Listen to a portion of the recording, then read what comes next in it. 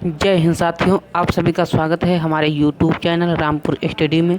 जैसा कि आप सभी जानते हैं कि कल BCAG थर्ड सेमेस्टर का पेपर है, तो मैं उससे संबंधित कुछ क्वेश्चन लाया हूं आप लोगों के सामने। तो चलिए स्टार्ट करते हैं। आज का हमारा फर्स्ट क्वेश्चन दिया हुआ है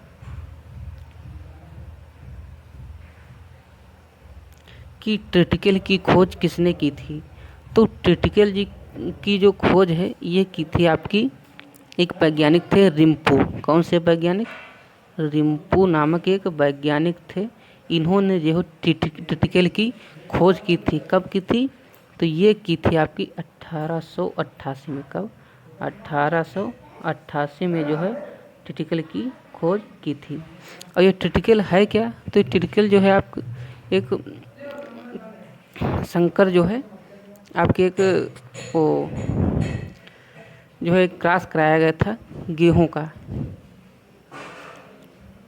ट्रिटिकल जो है गेहूं का क्रॉस है, वो गेहूं और राई का, तो उसी से जो है ट्रिटिकल प्राप्त हुई थी।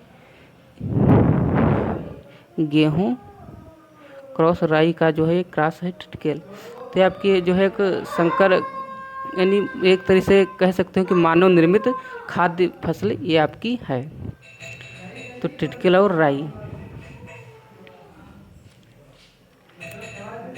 फिर अगला क्वेश्चन दिया हुआ है कि गेहूं में बौनेपन के लिए उत्तरदायी जीन कौन सी है।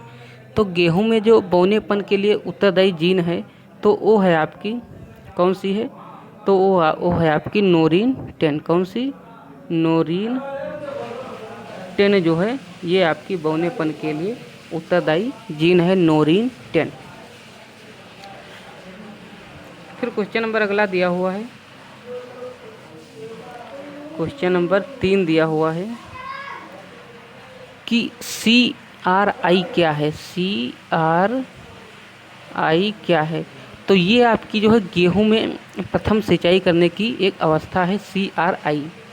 ये कब की जाती है? तो ये 21 से 24 दिन के अंदर, मतलब इसकी जो है सिंचाई कर दी जाती है। प्रथम सिंचाई जो होती है ये 21 डेज के अंदर जो है ये आपकी इसकी सिंचाई होती है गेहूं की। तो इसका फुल फॉर्म जो होता है CRI, इसका होता है full form crown root initiation. CRI का जो फुल फॉर्म होता है ये होता है क्राउन रूट इनिशिएशन। और ये गेहूं की जो है प्रथम जो सिंचाई की जाती है उसी की ये अवस्था है।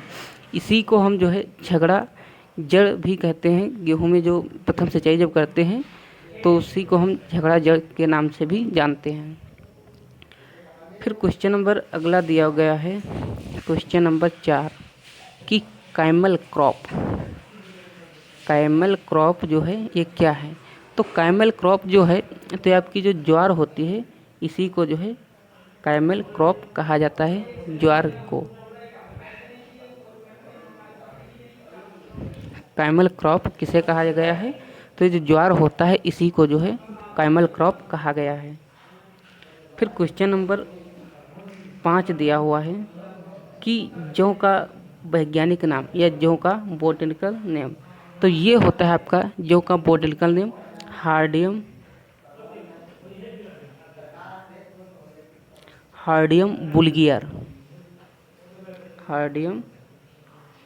बुल्गियर जो है इसका वैज्ञानिक नाम होता है। इसको आप लोग ध्यान रखिएगा। फिर क्वेश्चन नंबर अगला दिया हुआ है कि मूंगफली का उत्पत्ति स्थान। तो मूंगफली का जो उत्पत्ति स्थान होता है ये होता है आपका ब्राज़ील। कौन सा? ब्राज़ील जो है ये आपका मूंगफली का उत्पत्ति स्थान होता है, ब्राज़ील। अब मूंगफली जो आपकी सबसे ज़्यादा उत्पादित होती है ये कहाँ होती है?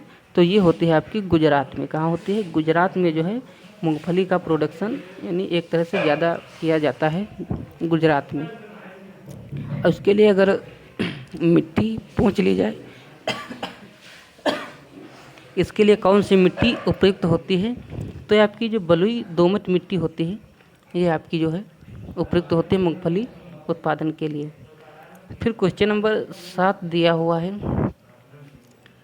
कि मक्का में नर पुष्प हटाने की क्रिया को क्या कहते हैं। तो जो मक्का होता है इसमें जो नर पुष्प हटाया जाता है, इसकी हटाने की जो क्रिया होती है इसे हम लोग क्या कहते हैं, तो इसे कहा जाता है आपकी डी टेसलिंग। क्या कहा जाता है? डी टेसलिंग जो है, डी टेसलिंग, डी टेसलिंग जो ये क्रिया होती है, जो हमें नर पुष्प हटाने की क्रिया को डी टेसलिंग कहा जाता है। फिर अगर पूछ ले कि मक्का का जो ओरिजिन प्लेस होता है तो ये आपका कौन सा है, तो मक्का का जो ओरिजिन प्लेस है ये आप लोग जो है ऑफलाइन कमेंट करके बताना कि इसका मक्का का ओरिजिन प्लेस क्या है। फिर क्वेश्चन नंबर अगला दिया हुआ है, क्वेश्चन नंबर 8 कि चने का दूसरा नाम। तो चने का जो दूसरा नाम होता है ये होता है आपका ग्राम। ग्राम जो है चने को कहते हैं ग्राम, या इसी को बंगाल ग्राम भी कहा जाता है। इसी को क्या कहा जाता है? बंगाल ग्राम। चने को कहा जाता है बंगाल ग्राम। अब अगर पूछ लिया जाए कि रेड ग्राम किसे कहा जाता है, यहीं पर अगर पूछ लिया जाए कि रेड ग्राम किसे कहा जाता है, मैं फिर से लिख दे रहा हूँ। अगर यहीं पर पूछ लिया जाए कि रेड ग्राम किसे कहा जाता है, तो रेड ग्राम जो होता है ये किसे कहा जाता है, तो ये कहा जाता है आपकी जो अरहर होती है, अरहर, अरहर का जो है रेड ग्राम कहा जाता है। फिर क्वेश्चन नंबर 9 दिया हुआ है, क्वेश्चन नंबर 9 दिया हुआ है कि bank bank bank bone of America, यहाँ पर होगा ये कटा हुआ, बैंक बोन ऑफ अमेरिका किसे कहा जाता है, तो ये कहा जाता है आपका ये जो मक्का होता है, मक्का को जो है बैंक बोन ऑफ अमेरिका कहा जाता है। किसको? मक्का को। फिर क्वेश्चन नंबर अगला दिया हुआ है 10 नंबर कि कपास में बूलर को तोड़ना क्या कहलाता है। कपास में जो बूलर होती है इसको जब तोड़ा जाता है तो ये क्या कहलाता है। यहाँ पर आप लोग समझ लीजिए कि बूलर है या गूलर, ये मुझे कंफ्यूज है। तो इसकी जो तोड़ने की क्रिया होती है इसको हम क्या कहते हैं, तो इसे हम कहते हैं पिकिंग। क्या कहते हैं? पिकिंग। ये पिछले वर्ष जो है पूछा गया था क्वेश्चन। पिकिंग जो क्रिया है ये आपकी जो है कपास के बूलर को तोड़ने की क्रिया को पिकिंग कहते हैं। इसको आप लोग ध्यान रखिएगा। फिर क्वेश्चन नंबर 11 दिया हुआ है कि सोयाबीन किस समय से बुआई की संश्रुत बीज दर होती है। यानी जो सोयाबीन होता है अगर उसकी समय से बुआई कर दी जाए तो उसकी बीज दर क्या पड़ेगी, तो उसकी जो बीज दर होगी वो होगी 70 से 80 किलोग्राम। कितनी होगी? 70 से 80 किलोग्राम जो है उसकी बीज दर होगी अगर समय से बुआई कर दी जाए सोयाबीन। अब अगर पूछ लिया जाए कि सोयाबीन में जो प्रोटीन होती है ये कितने % होती है, तो सोयाबीन में जो प्रोटीन होती है ये लगभग 42 से 45% पाई जाती है। 42 से 45% जो है ये पाई जाते हैं प्रोटीन सोयाबीन में। फिर क्वेश्चन नंबर 12 दिया हुआ है कि मूंगफली की खेती के लिए उपयुक्त मृदा। तो मूंगफली की जो खेती होती है इसकी जो उपयुक्त मृदा होती है ये होती है बलुई दोमट। कौन सी होती है? बलुई दोमट जो है ये आपकी उपयुक्त मृदा होती है मूंगफली के लिए। फिर क्वेश्चन नंबर अगला दिया हुआ है 13 नंबर कि PHB 71 ये संकर किस्म है।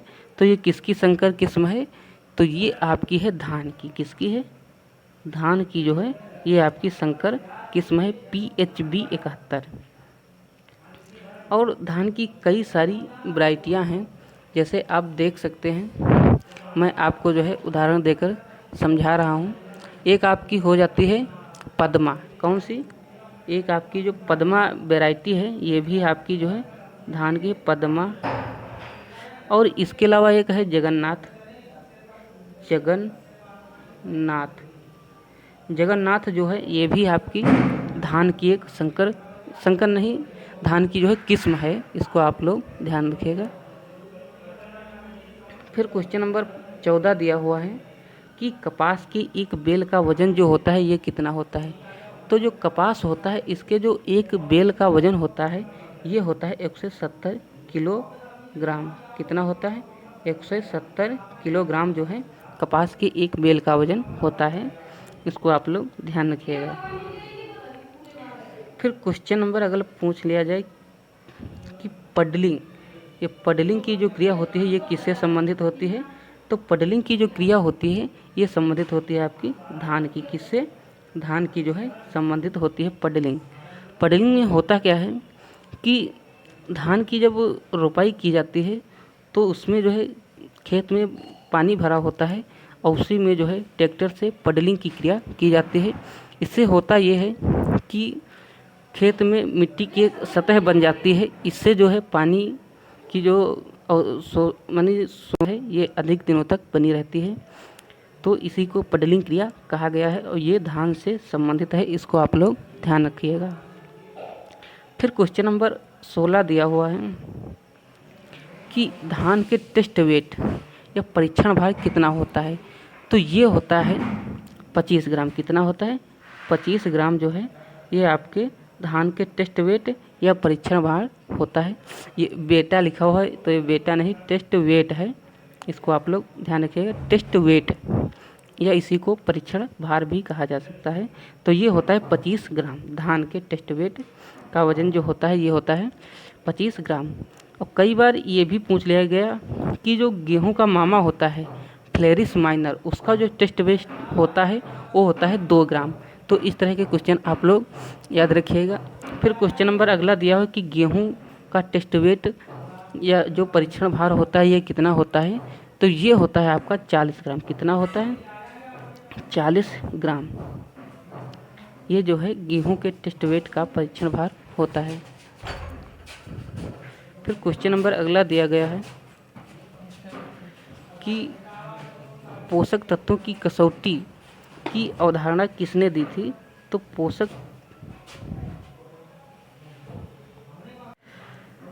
ये जो पोषक तत्वों की कसौटी की जो अवधारणा है ये किसने दी थी। तो ये एक वैज्ञानिक थे, उनका नाम था अर्नाल्ड और स्टाउट। क्या नाम था? अर्नाल्ड और स्टाउट। ये 2 वैज्ञानिक थे जिन्होंने जो है अर्नाल्ड और व स्टाउट